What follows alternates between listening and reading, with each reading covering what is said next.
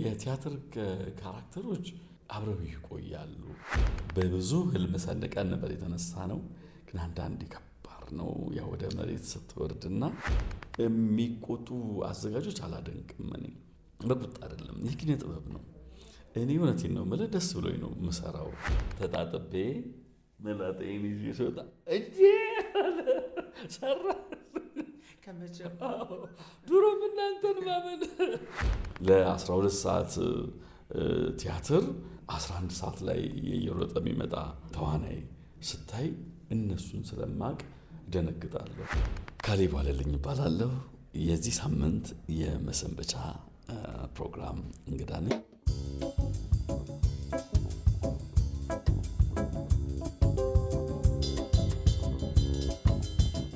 በጣም አመሰግናለሁ ካሌብ ዋለልኝ። የዛሬ የመሰንበቻ ፕሮግራም እንግዳ ስለሆንክ ደስ ብሎኛል። እንደምን አለ? እግዚአብሔር ይመስገን። እኔም እንግዳ አድርገህ ስለጋበዝከኝ አመሰግናለሁ። በዓላት በኋላ ስለሆነ የተገናኘ ነው። ስራ ህይወት እንዴት እያደረገ ነው? ቆንጆ ነው፣ ሁሉ ነገር ቆንጆ ነው። እኔ የምልህ ሁሌ የምታደርገው ተግባር ምንድን ነው? እንደ ቲያትር ባለሙያ፣ እንደ አንድ የጥበብ ሰው ቮካል ኤክሰርሳይዝ ታደርጋለህ? ከስፖርት እንቅስቃሴ ባለፈ? ብዙ አይደለሁኝም እውነት ለመናገር። ቲያትር ሪሄርስ ሲኖረኝ ቮካልም አደርጋለሁኝ። እንትንም ይልሃል እለት በእለት በምትሰራበት ካራክተርን በምታዳብርበት ወቅት እነዛን ነገሮች እንድታረግ ያደርግሃል። ቮካል ኤክሰርሳይዝ ወይ ድምፅ ልምምድ የሚለውን ነገር ሳነሳ ድምፅ ለሹክሹክታ ራሱ ቢሆን ይመስለኛል እስከምታወጣ ይመስለኛል። እንደምንም አንጓጉተንም ቢሆን ሾካሸካ ራሱ ብታወራ ከፍ ያለ ስልክ ሊያመልጥ ይችላል። አንድ እኮ እያሰብኩኝ የነበረው ነገር አሁን አንዳንድ ሰው በቀላሉ በድምፁ ትለየዋለህ። እንደዚህ አይነት ሰው ትመስለኛለህ። አይገጥምህም? ያው ለእኔ ላይታወቀኝ ይችላል። እርግጥ ግን ብዙ ሰው ሲልህ እውነት ነው። ሁላችንም የተለያየ ድምፅ ነው ያለን። የአንዳንዱ ሰው ድምፅ ደግሞ እንደዚህ ሊለይ ይችላል።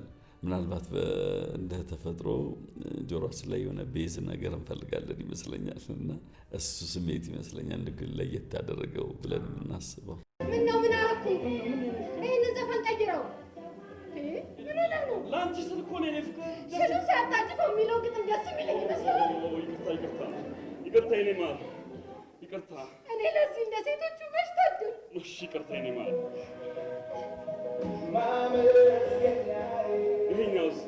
የመጨረሻው ቲያትርህ እስክንገናኝ ድረስ እያሰብኩኝ ነበረ። የደመና ዳንኪረኞች አለ። ከዛ በፊት ደግሞ ሶስት አይጦች ቲያትር እንዲሁ አለ። ከደመና ብንጀምር ጥሩ ነው። አየሩም ሞቅ እያለ ስለሆነ ደመና ያስፈልግናል። ባለፈው ስለነበረ ደመና ላይ ዳንኪራ እያልኩ ነበረ። እንዴት እያደረጋችሁ ነው? የደመና ዳንኪረኞች ሀገር ፍቅር የሰራነው ቲያትር ነው። ቆንጆ ቲያትር ነው። ደራሲው ውድነህ ክፍሌ ነው። አዘጋጅ አለምፀሐይ እጅጉ ነች። ቆንጆ ቲያትር ነው የሰራ ነው። ልምምዳችን ረጅም ልምምድ ነበር። ግን ደግሞ ጥፍት ያለ ቲያትር ስለነበረች ወደነው ነበር እንሰራ የነበረው። በመሀል ብዙ ሀስሎች ነበሩ። ቲያትር ቤቱ እድሳት ላይ ቆሞ ነበር። እንደገና ከተማዋ በተለይ ፒያሳ አካባቢ የኮሪደር ልማቱ ስለነበረ እሱም ብሬክ አድርጎ ነበር ምናምን። ብቻ እንደዛ ተደርጎ ሲከፈት ደስ የሚል ተመልካች የሚወደው አይነት እኛም የምንወደው አይነት ቲያትር ሆኖ አገኘ ነው። በመሀል አዲሱ ቲያትር ቤት እዚህ ፍላሚንጎ ሲከፈት እዛ ለመስራት ፕሮሰስ እያደረግን አጠቃላይ የኦዲየንሱን ፕሮብለም ስላለ በዛ ምክንያት ትንሽ ብሬክ አድርገናል። አሁን ተመስገን ተመስገን ተመስገን።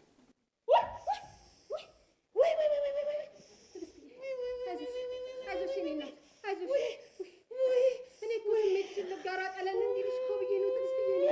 አይዞሽ በርቺ በርቺ። አይዞሽ ልጄን ቶሎ ትገላገይዋለሽ። አይዞሽ እኔ ምን እዚህ ዳመናው ግን ያው ያስፈልጋል ማለት ነው። ሙቀቱን ስለሚከላከል ግንቦት ደግሞ ከዚህ በኋላ ይሞቃል፣ ሙቀት ስለሚያመጣ ያ እንጂ ቆንጆ ቲያትር ነች። ያንተ ገጸ ባህሪን እናንሳው። እንደው በተለየ መንገድ ውድነህ ደረሰው። ከዛ በኋላ ዝግጅትም ሲመጣ አንተ ገጸ ባህሪን ስታየው ምን ነበር የነበረ ስሜት? ይሄ መኮንን መልህ ካራክተር ዲያስፖራ ነው፣ ውጭ ሀገር የኖረ ነው። ውጭ ሀገር ሲኖር በኢኮኖሚው ከፍ ያለ ነው። ከሚወዳት ሚስቱ ጋር ይኖራል። ሰው መርዳት በጣም የሚወድ አይነት ገጸ ባህሪ ነው። ባለቤት ያው ልጇን ለማቀፍ በጣም ጓጉታለች። አዎ በጣም ጓጉታለች። እንዲያባብሹ በቤት ነው እንደኛ ቀድሞ የመጣው እሱ። ቆይ አንተ ለምንድን ነው ግን አብረን ያልሄድከው? እኔማ ቤቱን አስተካክዬ ዝንጥ ብሎ እንድጠብቁ ደስ እንዲላችሁ ብዬ ነበር። ይሄ ቄጤማ እዚያ አይጎዘጎዝም። ይኸውልህ ሽታው ለሕፃኑ ጥሩ አይደለም። ባይሆን ደጅ ላይ ይጎዝጎዝና እነሱም እርጥቡን እየረገጡ እርጥበው ነው ይገባሉ። በቃ አድርገው ውጭ ጎዝጉዘው በቃ። እሺ እኔም ልካሌን ከመድረክ ከወረድክ በኋላ ገጸ ባህሪን ወዲያውን አውጥተህ የምትጥለው ወይስ ለተወሰነ ደቂቃ አንተ ጋር ይቆያል? ቲያትር ስትሰራ የቲያትር ካራክተሮች አብረው ይቆያሉ። እውነት ለመናገር ቤት ሄደህ ራት እስክትበላ ድረስ አሉ። ስፔሻሊ እንትና ሶስቱ አይጦች ላይ ጋሻ አጥናፍን ሆኜ የምጫወተው ካራክተር ከባድም ካራክተር ነው። እውነት ለመናገር በጣም ቻሌንጅ የሚያደርግህ ነው። ከእድሜ የሚወጣ ምናምን ካራክተር ነው። ጉልበትም ይፈልጋል፣ እንቅስቃሴም ይፈልጋል። ሙሉ መድረክ ነው ያለው። እሱን በምሰራበት ወቅት እንትን እፈልጋለሁ በሚገርም ሁኔታ። አሁን ሌሎቹ ካራክተሮች አያስቸግሩህም፣ ልትወጣ ትችላለህ። ከዛ ከስቴጅ ስትወርድ ስስት ነው፣ አንተ ራስህ ታጣጥመዋለህ። እኔ ድሮ ምን ልምድ ነበረኝ፣ ከመድረክ ከወረድኩኝ ትራንስፖርት አልጠቀምም፣ በእግሬ መሄድ እፈልጋለሁ። ከራስ ጋር የምታወራባት ሰዓት ስላለች ማለት ነው። እና ይሄኛውም ካራክተር ቤት ሄጄ ማክሰኞ ነው ፐርፎርም እናደርገው። ጨርሰን ወጥተን ቤት ሄጄ አለ ስሜቱ። 3 ሕፃናት ከሐረር ሕፃናት ማሳደጊያ ጠፉ። የእነዚህን ሕፃናት ዱካ ለሚያሳውቀኝ ወሮታውን እከፍላለሁ። ሐጂ ፋሪስ 1966 አዲስ ዘመን ጋዜጣ። በሐረር ሕፃናት ማሳደጊያ ስለጠፉት 3 ሕፃናት 25 ዓመት ሙሉ ሲለፋ የነበረው የሐረር ሕፃናት ማሳደጊያ በትላንትናው ዕለት ስራውን አቁሞ መዘጋቱ የድርጅቱ ስራ አስኪያጅ አስታወቁ። እዛው ላይ ግን 3 አይጦች በጣም ጠንካራ ሀሳብ ያነሳ ቲያትር ነው። አስታውሳለሁ እንደውም ያኔ ስትጀምሩ ከኢትዮጵያ ባለፈ አፍሪካውያን ቢመለከቱት ጥሩ ነው የሚል ግብ ሰንቃችሁ ነበር ስትሰሩ የነበራችሁት። ብዙ ሄዳችሁበት አልመሰለኝም። ግን ጭብጡ እና ስብስቡ እነ ህሊና ሶፊያ አለችበት፣ ህብር አለችበት። ጥሩ ስብስብ ነበር፣ ጥሩም ተመልካች ነበር። አሁን በቅርብም ለማሳየት እንቅስቃሴ እያደረጋችሁ እንደሆነ ሰምቻለሁኝ እና ጠፋ ብላችሁ የመጣችሁበት ስለነበረ የነበራችሁ ስሜት ላይ ትንሽ ብናወራ። ድሮም ስንጀምረው የተከፈለ ልብ የሚባል ርዕስ ሰተነው ነበር። ሀገር ፍቅር የዛሬ 23-24 ዓመት ሆኖ ማለት ነው። ታውቃለህ አሁን የዛሬ 24 ዓመት ነበር የከፈትነው እና ስንሰራው ፕሌውን ኤልያስ ተስፋዬ በጣም ጎበዝ ጓደኛችን ነውና የሱ ድርሰት ነው። ያን እንደዛ አድርገን ተጫወትን። ተቀባይነቱ እጅግ የሚገርም ነበረ። ለኛም በቃ ራሳችንን ያየንበት ጊዜ ነበረ። ግን 1 ዓመት አካባቢ ነበር የታየው። በዛ ሰዓት ያው ኦዲየንስ ነበረው። ስቴጅ ደግሞ ቶሎ መልቀቅ አለበት፣ ብዙ ስራዎች ስለነበሩ ወረፋ የሚጠብቁ ስለነበሩ ምን ቁጭት ነበረኝ። በቃ ያን የመሰለ ስራ ብዙ ሰው ማየት ነበረበት የሚል ነበረ የነበረውና አንድ ቀን ይህን ስራ ሰራለሁ። ከዛ ከወረደ ጀምሮ እሱ ነበር ማስበው። በኋላ ላይ አንድ አቢሰሎም የሚባል ጓደኛዬ ኤልያስ ላይ ስክሪፕቱን ገዝቶት ፊልም ሊሰራው እንደሆነ አድርጎ አሳየኝ። በስማም በቃ ያኔ የተሰማኝ ስሜት ልነግርህ አልችልም። ይህም ፕሌይ በቃ ህይወቴ ነው፣ በጣም ነው ማስበው እና ፕሊስ በቃ ስክሪፕቱን ሸጥልኝ፣ ቲያትር ነው መሰራት ያለበት ምናምን። ያ ጓደኛችን ስለነበር ልጁም ስሜቱን ተረዳኝ፣ ሸጠልኝ። በቃ ስክሪፕቱን የኔ መሆኑን ሳውቅ የሆነ ቀን እንደምሰራው ሳስብ እንዳልኩ ስክሪፕት የሚባል ነገር የለንም። አዲስ አበባ ዩኒቨርሲቲ ቲያትር አላባዎች ላይ በማን ያግባት የኛ ቲያትርና በተከፈለ ልብ ዙሪያ ነበረ ሰራ የነበረው። በዛ ጊዜ ዶክመንት ሳሰባስብ የእያንዳንዳችን ስክሪፕት በአጠሪራ ምን ይዛታለች አይደለ? እሷን አድርጌ ብዙ ነገሮች የጻፍኳት ነበረ። ከዛ ስክሪፕት ማሰባሰብ ያኛው ፊልም ስክሪፕት ነው ብዬ ያለውኝ አይሆንም። የድሮውን እያስታወስኩ እንደገና መስራት ጀመርኩኝ። እዛ እሱን እያደረግኩኝ እንደገና ወደዚህ ዘመን ላምጣው ብለህ የምታበላሸው አይደለም። እንደዛ ተሰባሰብንልህና የሚገርምህ በ1 ወር ነው ሰርተን የጨረስነው። ዝግጅቱ ምኑ ሪሄርስ ጀምረን በጣም በቃ የዲሲፕሊን ትልቅነት ያየንበት ቤተሰብ ነው የምትመሰርተው። እኔ ዝግጅት እንደዛ ነው የምወደው። ከሩሉ በጊዜ ተሰብስቧል። ተሰብስበናል። ለሱ ብቻ ግን ለምን አባባ ከንጉሥ ጋር እንዲህ ብለህ እንዳትፎካከር አንተ። ያው የሳምንቱ ጥያቄ እንደተለመደው ይቀርባል። ዕድሜያ የመመለስ መብቴ እንደተጠበቀ ነው። ምን ጥያቄ አለው ንጉሡ? ምን ጥያቄ አለ? ካሌብ መተወን ቲያትር ሌላ ነው፣ ማዘጋጀት ሌላ ነው። እስቲ አዘጋጁን ካሌብ በደንብ ደግሞ ትንሽ ብናወራ ጥሩ ነው። እንግዲህ ይሄኛውን አዘጋጅተሃል፣ ሶስቱ አይጦች፣ ሌሎች ያዘጋጃቸው ቲያትሮችም አሉ። ትሁቱ ካሌብ እየተቆጣ ነው የሚያዘጋጀው።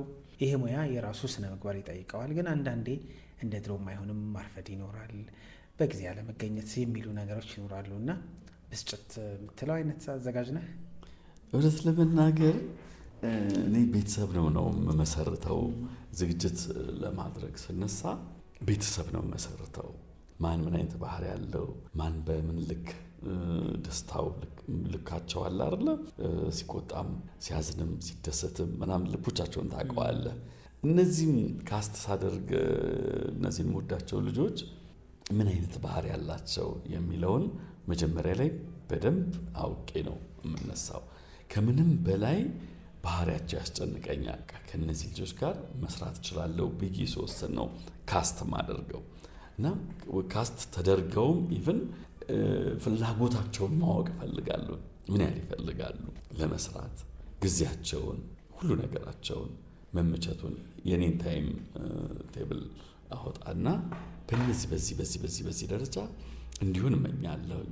አንተ ጋር ያለው አንቺ ጋር ያለው እንዴት ነው? እነዛን መጀመሪያ ላይ ይጠይቃል። እዛ መግባባት ላይ ትደርሳለህ። እዛ መግባባት ላይ ደርሰህ ስለምትጀምር የኔ አይደለም ጥያቄው፣ የዛ ሰው ነው የሚሆነው። ከዛ ያፈነገጠ ያው በጸሎት ፈጣሪህን ማሰብ ነው። እግዚአብሔር ሆይ አንተ ቅደም ብለህ ነው የምትነሳው። ግን የምትመሰርተው ቤተሰብ ስለሆነ ፍቅር እንጂ ቁጣ የለውም። እውነት ለመናገር የሚቆጡ አዘጋጆች አላደንቅም። እኔ በቁጣ አይደለም፣ ይህ ኪነ ጥበብ ነው። እኔ እውነቴን ነው የምልህ፣ ደስ ብሎኝ ነው የምሰራው። ስራ እንዲሆንብኝም አይደለም ፈልገው። በታምር በቁጣ የሚያዘጋጁ ሰዎችን አፕሪሼት አላደርግም፣ እኔም አልቆጣም።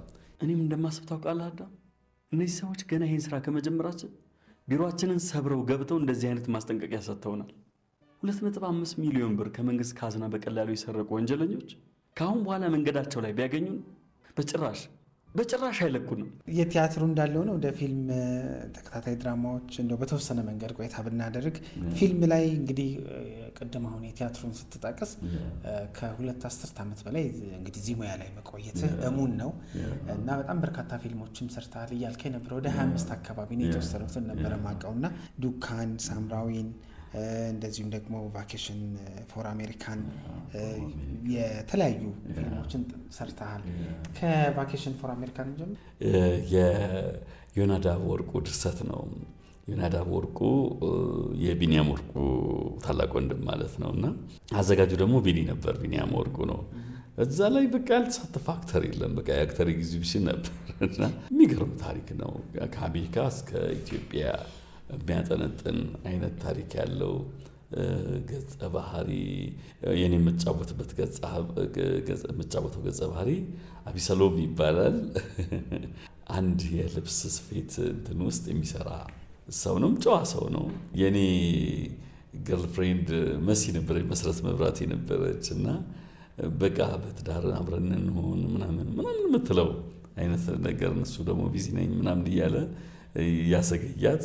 ከዛ በኋላ ሌላ እንትን ትልበታለች። ሌላ ከአሜሪካ የመጣ ሰው እንትን ትላለች። ከዛ በቃ ታሪኩ እንዳየኸው በጣም ትራጀዲ ሆኖ የሚያልቅ እስፔሻሊ የሜካፕ ባለሙያው ሙሉ ጸጉር አድርጎኝ ነበረ ይሰራኝና አንድ ማስታወሰው እሱን ነው። በነገር ለእሱን ፊልም ሳስብ ጸጉር ፍት ያለ ጸጉር ሙሉ ጸጉር እና በጸጉር ያየሁት ይሄ ማን ሄር ስለሆነ እንዲህ የተተከለው በቃ የእውነት ጸጉር ነው የሚመስለው። እንደውም ምን አጋጣሚ ነበር፣ እዚህ ኢትዮጵያ ሆቴል አንድ ሲን ነበረን 4ኛ ፎቅ ላይ ነው የምንቀርጸው እና ተተክሎልኝ አድረናል ሁላ በነጋታው ቀርጻ ነበረን አይበላሽም ኦልሬዲ እና ከዛ የዛውን ሲን ቀርጸን ከዛ ይነቀልልኛል ኦልሬዲ ብዙ መቆየትም ስለሌለበት 2 ቀን 3 ቀን ሊቆይልህ ይችላል ገና ስገባ ሪሴፕሽን ላይ ያለው አንተ እንዲህ ፀጉር ያለህ ነው እንዲህ ማታሳድገው አንዳንዴ ያሳድግ እንጂ ፀጉርም እኮ ያምርብሃል በእርግጥ መላጣው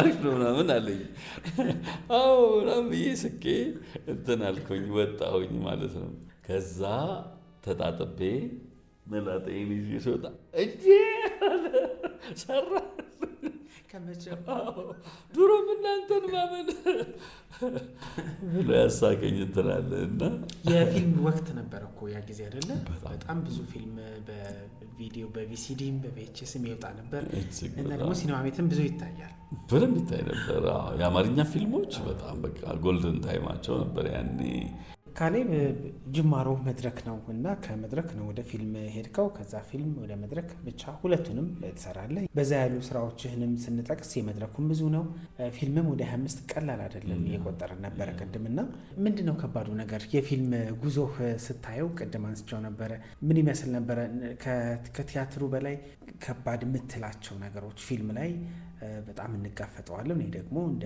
ፈተናም ሊነሳ ቢችልም ብታልፉትም ሊጠቀስ የሚችል ነገር ምንድን ነበር አድባሩ በአግባቡ ነው የተቀበለ የፊልሙ ያው በእኛ ሀገር ኮንቴክስት አሁን የፊልም አክተር የቲያትር አክተር ወደ ፊልም መጥቶ ይተውናል በአብዛኛው ማለት ነው በተለይ መድረክ ላይ ላለን ሰዎች ፊልምም የቴሌቪዥንም የሬዲዮም ላይ መስራት አይከብደንም ለኛም ብዙ ከባድ አይደለም ከባዱ ያው ስቴጅ እንደሆነ ይታወቃል እና የመድረክ ቲያትር ላይቭ ፐርፎርማንስ ስለሆነ በጣም ከባድ ነው እውነት ለመናገር ፊልም ላይ ብዙ ከበደኝ የምለው ነገር የለም የተማርኩበት ከተለያዩ አዘጋጆች ብዙ ዕውቀት ያገኘሁበት በእያንዳንዱ ካራክተር እንዳልኩ ካራክተሩ አብሮ ባይቆይም ግን የሆነ ነገር ያየሁበት ጊዜዎች ናቸውና እንደሱ እንደ መልካም አጋጣሚ ወይንም እንደ አንድ ኮርስ መወስዳቸው እንጂ ቻሌንጁ እውነት ለመናገር ይህን ያህል አሰቃይቶኝ ይህን ያህል ጎርቶኝ እምለው የለም ሄሎ ሳሚ እንዴት ነህ አለሁ እባክህ ምን ጓደኛ እኮ አስቸገረ ስራ በዝቶበት እንዳይሆን በቃ እነግረዋለሁ ኦኬ ባይ ምን ሆነህ ነው አንተ ስልክ እያወራሁ ማናት የደወለችው ገሊላ ቀናት እንዳይሆን እኔ ማኪ እድለኛ ሆነህም ደግሞ ከአብዛኞቹ ትላልቅ ማተኞች ጋር ሰርተሃል ከነጋሽ ደበበ ጋሽ ሲራክ ዘነበሽ ጭራ ቀረሽ እኔ የምልህ ለአንዳንድ ሰው በህይወት የሚያስተምር ነገር ምናልባት ከፍተኛ ትምህርት ተቋም ገብተህ ከተማርከው ትምህርት ያልተናነሰ ውስጥ እንዲቀር የሚያደርገው ነገር ይኖራል ምን ወስደሃል ከነሱ ዲሲፕሊን ለሙያቸው ያላቸው ክብር አንተ ማዕድህ ነው መድረክ ላይ ለመድረክ የሚሰጡት ዋጋ ክብር እጅግ በጣም ነው የሚለወጡበት ደመና የሚባል ቲያትር እዚህ ናሽናል ቲያትር መድረክ ላይ ስንሰራ ጀምሬ በላይና ሲራክ ታደሰ ሁለቱ በጣም አንጋፋ ባለሙያዎች ናቸው ተዘራው ውሸት ነፍሱን ይማረው እሱም በህይወት የለም አሁን የጠሯቸው የሉም በህይወት እና እዛ ፕሌይ ላይ እነዛ ሰዎች አብረው ተውነው ነበር የሚገርም ጋሽ ጀንበሬ እና ነጋሽ ሲራክ የሁድ ፕሌይ ሲጫወቱ 4 ሰዓት ላይ እንግዲህ ለ8 ሰዓት ማለት ነው 4 ሰዓት ላይ ገብተው ይሄ ህንፃ የተጀመረበት ቦታ ትልቅ ግቢ ነበር እዚህ ላይ ብሔራዊ ቲያትር ከጀርባ ያለው ማለት ነው እና እዛ ግቢ ውስጥ ሲንጎራደዱ ነው መታያቸው ከካራክተራቸው ጋር አብረው ነው የሚቆዩት በጣም ረጅም ጊዜ ማለት ነው ቆይተው ነው ይሄ የየለት ስራቸው ነውና ይሄ ነገር በጣም የሚገርመኝ ነበር የሚገርም ኤክስፒሪየንስም ነው እኛ አሁን ላይ የደረስንበት ነገር የሆነት ያስደነግጠኛል እነሱን ስለማቅ ማለት ነው ለ12 ሰዓት ቲያትር 11 ሰዓት ላይ የየሮጠ የሚመጣ ተዋናይ ስታይ እነሱን ስለማቅ ደነግጣለሁ ከነዚህ ሰዎች ትልቅ የመድረክ ዲሲፕሊን አይቻለሁ ተምሬያለሁ ፈጣን ጥያቄዎች ጠይቀህና ከዛ ቶሎ ነው የምትመልሰው። ማብራራት አይጠበቅም፣ ግን ካስፈለገም እቀበልሃለሁ። ከዛ ሌሎች ጥያቄዎች አንስቼ አበቃለሁኝ። ከሬዲዮና ከቴሌቪዥን ድራማ ሬዲዮ ድራማ ብዙ ሰርተሃል። እኛ ጋር ቅዳሜ መዝናኛ ላይ እኔ ወደፊት ብዙ ብሰራም ይመስለኛልና ተደራሽነቱም ትልቅ ነው። አሪፍ ነው። እኔ ተሽሎኛል። አልተሻለሽምማ፣ አልተሻለሽም። አውቀሽ ነው ልጄ ሞት ተሽሎኛል። ልጨነቅ ለምን አልጨነቅማ? የመድረክ ቲያትር ወይስ የሲኒማ ፊልም? የመድረክ ቲያትር። ይህን እንደምትለው አውቀዋል። ኮሜዲ ወይስ ትራጀዲ ወይ ቁም ነገር አዘል? ቁም ነገር አዘል። ጥሩ ደራሲ ወይስ ደግሞ ጥሩ ዳይሬክተር ለስራ ስኬት ወሳኝ ነው የምትለው? እውነት ለመናገር ደራሲው ትልቅ መነሻ ነው ብዬ አስባለሁኝ። ቆንጆ እሱ የወለደውን ነው የምናሳድገው ብያለሁኝ። ሲወለድ ግን አይበልበትና ጉዳት ደርሶበት ከተወለደ ያንን መከም ሌላ ስራ ነው የሚሆንበት። እንደው ጽንሱን ሲወልድ በዚህ ልክ ተንከባክቦ ከወለደልህ ያንን ማሳደግ በጣም አሪፍ ነው የሚሆነው እና አሪፍ ስክሪፕት ስታገኝ ነው አሪፍ አዘጋጅ ሊመጣ የሚችለው። ደራሲ ነው ደራሲ ነው። ድምፅ ወይስ ምስል ለተዋናይ ትልቁ መሳሪያ ምንድን ነው? ስቴጅ እንትን የድምፅ ኢፌክቶች በደንብ ይጠቅሙናል እና እሱን ልቀበለው እንደው ከስቴጅ አንጻር አይቼ ማለት ነው። ትልቅ ተዋናይ የሚያደርገው የትኛው ነው ብለህ ታስባለህ? መክሊት፣ ተሰጥኦ ወይስ ልምምድ? ተሰጥኦ። በቃ አንተ ቦርን ከሆንክ በተለይ ተዋናይ ለመሆን ከትምህርቱ በላይ እሱ ወሳኝ ነው ብዬ አስባለሁኝ። እስካሁን ከተጫወትካቸው ገጸ ባህሪያት የማትረሳው በአንድ ስም ብቻ ግለጽ ብትባል? የተከፈለ ልብ ወይንም ሶስቱ አይቶች የምላቸው ጋሻ ጥናፍና ይሳቅን። ዝና ወይስ የሙያ እርካታ ለአንተ የበለጠ ትርጉም የምትሰጠው የትኛው ነው? የሙያ እርካታ ነው የምሰጠው። ሙያ እርካታ ማለት እንቅልፍ ያስተኛል። እጅግ በጣም በቃ አንተ ጋር ነው የሚሆነው። አሁን ዝና ፍለጋ የምትሰቃይ ከሆነ ለሌሎች ሰዎች ሰጥተዋል ያንን ነገር። ያ ወርውሮ ከዛ እንደመቀበል ወይንም ለመቀበል መፈለግ ነው። እንደዚህ የሚሰቃዩ ሰዎች እንዳሉ አውቃለሁ። በዘመኔ ውስጥ ያየኋቸው ሲጎዱ ነው ያየኋቸው። አንተ ዝነኛ ለመሆን መስራት የለብህም። አንተ የምትወደውን ነገር ነው መስራት ያለብህ። ዝናው ይኑር አይኑር እንደውም እንትን ማድረግ መለካትም የለብህም። ሲጀመርም ዝም ብለህ ኑር፣ ዝም ብለህ ስራ። ከዛ በኋላ ዝነኛ መሆንን እኔ እንጃ ነኝ ወይ እኔ አውቃለሁኝ። በጣም ጎበዝ ባለሙያዎች ጋር እንዳልኩ ሰርቻለሁኝ ኖሬያለሁኝም እና በጣም ታለንትር ናቸው። በጣም ወርቅ ስራ ነው የሚሰሩት።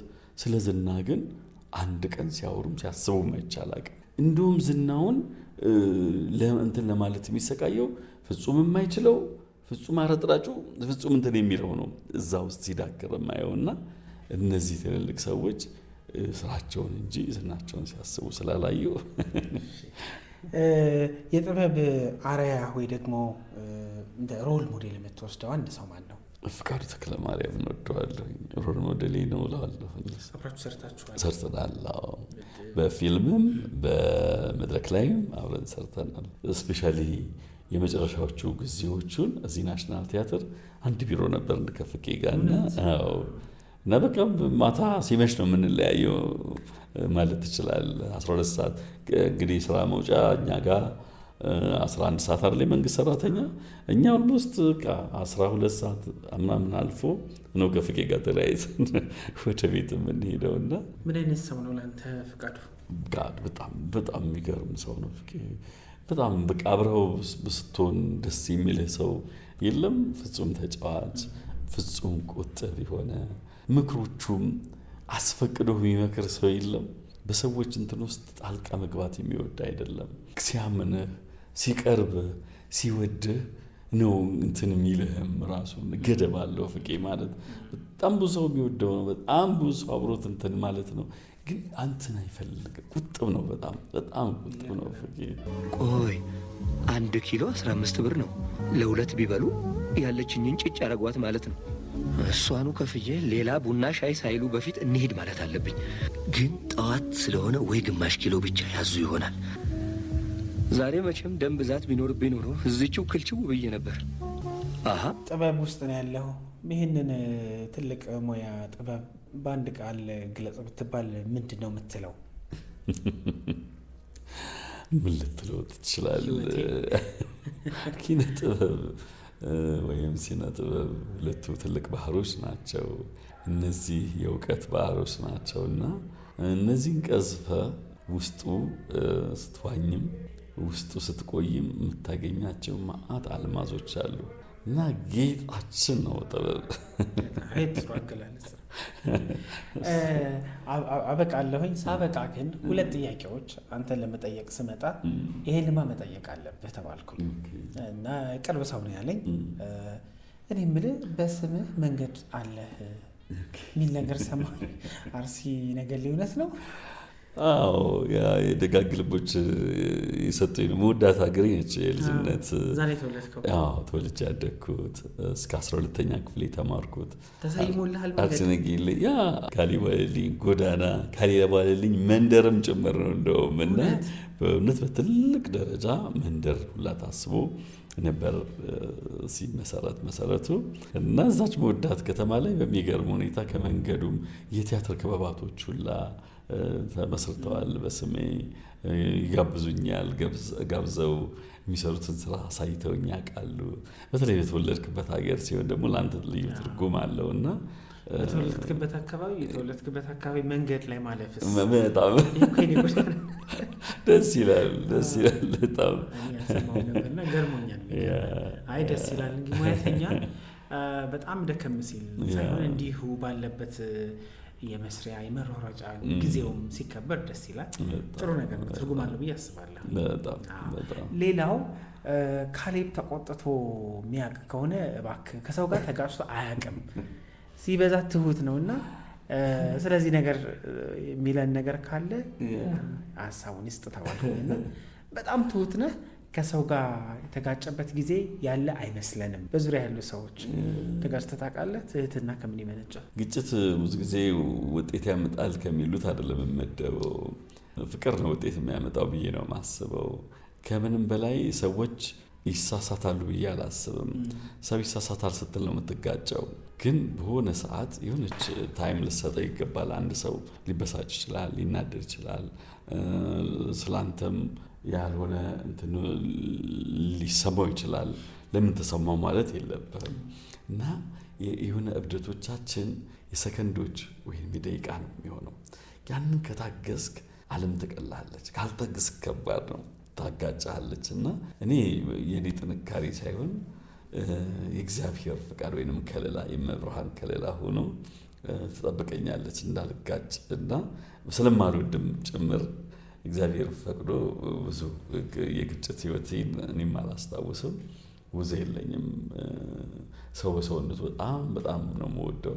ሰው ሲሰማማ ግርና ጉ ራሱ አይጋጭም። ሲጋጭ ነው የሚሆነው። በጣም ደስ ይለኛል። እስቲ አንድ ሙዚቃ ጋብዘንና ይሄዱላ አብረተን ሳንጋብዝ ከተለያየ ጥሩ ስለማይሆን ማለት ትሰማለህ? ጎሳዬ ተስፋዬ ነው እኔ የምወደውና የጎሳዬ አድናቂ ነኝ። ከጎሲስ ደስ የሚለውን አንተ ከሌ አሁን ማለት መዘርዘሪያው እንዳይጠፋብኝ አንተ ቆንጆ የጎሲስን ዘፈን ይገልጻል ብዬ የምታስበው እሱም ጋብዝልኛ።